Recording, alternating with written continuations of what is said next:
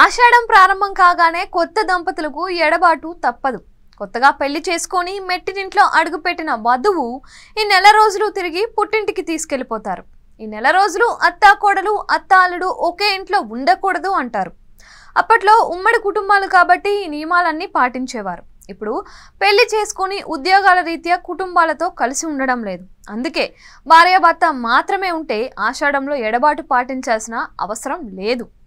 ఆషాఢ మాసంలో నెల తప్పితే ప్రసవం సరిగ్గా మంచి ఎండల టైంలో ఉంటుంది. మార్చి, ఏప్రిల్, మే నెలల్లో ప్రసవం అంటే ఆ సమయంలో ఉన్న వేడి వాతావరణం తల్లి బిడ్డ ఆరోగ్యంపై తీవ్ర ప్రభావం చూపిస్తుంది.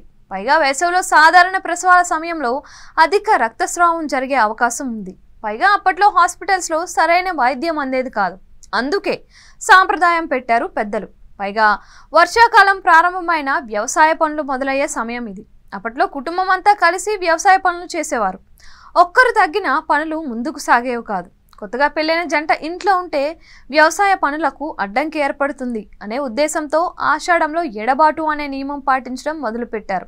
కొత్త అల్లుడు అత్తింటి గడప తొక్కకూడదు అని చెప్పడం వెనుక ఆంతర్యం కూడా ఇదే.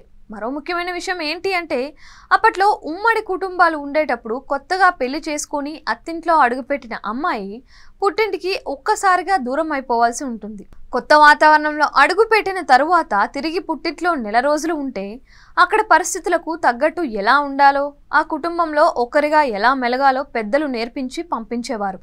ఇప్పుడంటే ఉద్యోగాల పేరుతో పెళ్లికి ముందు నుంచి దూరంగా ఉంటున్నారు. పైగా ఫోన్లు ఉండనే ఉన్నాయి. అందుకే నూతన దంపతులు ఎడబాటు అనే మాటే లేదు. ఆషాఢ మాసాన్ని శక్తి మాసం అంటారు. ఈ నెల రోజులు అమ్మవార్లకు, మరి ముఖ్యంగా గ్రామ దేవతలకు ప్రత్యేక పూజలు చేస్తారు. తెలంగాణలో నిర్వహించే బోనాలు ఈ కోవకు చెందింది. ఆషాఢ మాసంలో జగన్నాథుడి రథయాత్రతో పాటు పలు ఆలయాల్లో ప్రత్యేక సేవలు జరుగుతాయి. ప్రతి తెలుగు నెల చివరిలో వచ్చే అమావాస్య రోజు పితృదేవతలను పూజిస్తారు.